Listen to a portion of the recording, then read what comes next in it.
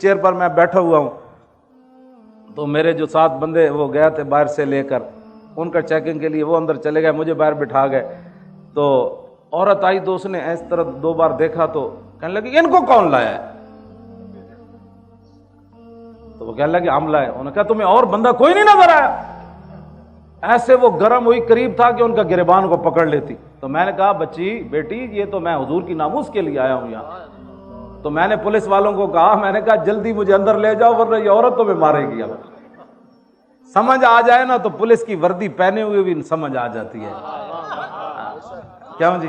مجھ سے ایک لفظ بھی نہ پڑھا ہو تو پھر بھی سمجھ آ جاتی ہے، اور سمجھ نہ آئے تو دورہ حدیث تک پڑھنے کے بعد بھی استاد سمجھ نہیں آتی۔ یہ تو اپنی اپنی قسمت کی بات ہے نا جناب، ہمارے پاس تو کوئی تھرمامیٹر وہ۔ اب اس عورت کا میں جب بھی میں دعا کرتا ہوں تو اس کے لیے میں ضرور کرتا ہوں کہ میں تو اس کو جانتا ہی نہیں تھا، لیکن وہ میری خاطر پولیس کی وردی پہن کر پولیس والوں سے الجھ پڑی کہ آپ کو بندہ ہی اور کوئی نہیں ملا، ان کو کیوں آپ کیوں لائے ہو، ان کو کیوں لائے ہو؟ میں نے کہا مجھے اندر بھیجو، یہ لڑکی تمہیں مارے گی۔ آپ پولیس والے فوراً مجھے اندر لے گئے۔ تو سمجھ آنے میں تو 1 منٹ بھی بندہ آ جاتا ہے، ورنہ میری اتنی لمبی تقریریں کرنے کے بعد بھی بندہ کہے اے لگے ہوئے سن بادشاہ۔ تو اچھا ہوا میں جیلوں میں گیا، گھسیٹا گیا۔ ان کو پتہ ہے کہ جب ظالم اپنے ظلم پر اتر آتا ہے نا، ظالم ظالم ہی ہوتا ہے۔ ہاں جی، وہ تاریخ طبری میں امام علی مقام کا خطبہ موجود ہے، آپ محرم میں وہ پورا پڑھ کے سنائیں کہ امام علی مقام کیوں آئے۔ تو جب آدمی ظلم پر اتر آتا ہے نا تو امام علی مقام نے ان کو فرمایا جانتے ہو میں حسین ابن علی ہوں؟ تو جب ظلم پر اتر آتا ہے تو وہ کہنے لگے ہم تو آپ کو جانتے ہی نہیں ہیں، آپ کون؟ ظالم تو ظالم ہی ہوتا ہے نا، وہ تو حسین کو بھی نہیں پہچانتا جن کی شکل و صورت بھی رسول اللہ جیسی تھی۔ ہاں جی، نہیں کرتے، ہاں ظالم ظالم ہی ہوتے ہیں۔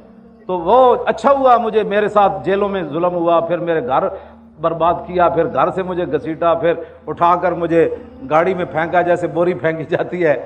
تو پھر یہ تو شکر کرے خدا کا، اگر یہ ہمارے ساتھ ظلم نہ ہوتے تو یہ تاریخ آگے کیسے بڑھتی؟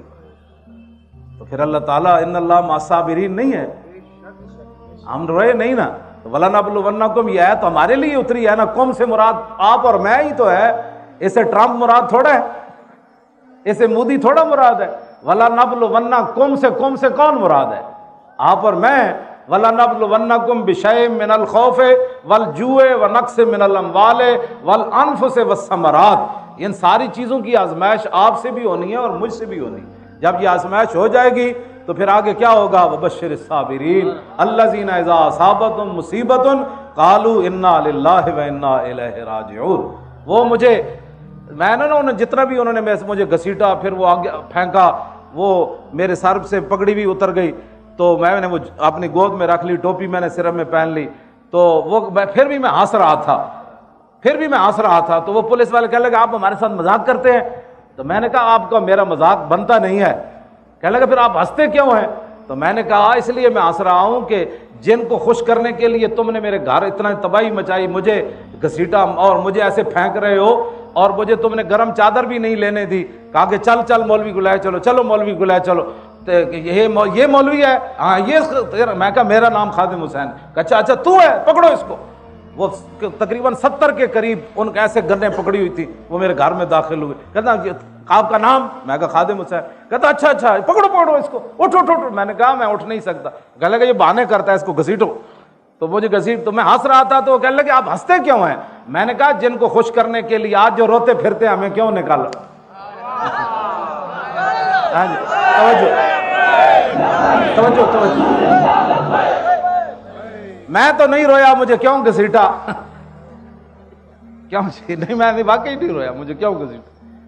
اس لیے میں نے ان کو کہا کہ جن کو خوش کرنے کے لیے تم نے یہ ظلم کیا ہے نا، وہ تمہیں دیکھ نہیں رہے، وہ تو اپنے گھروں میں سوئے ہوئے ہیں، لیکن جن کی خاطر میں گھسیٹا گیا وہ مجھے دیکھ رہے ہیں۔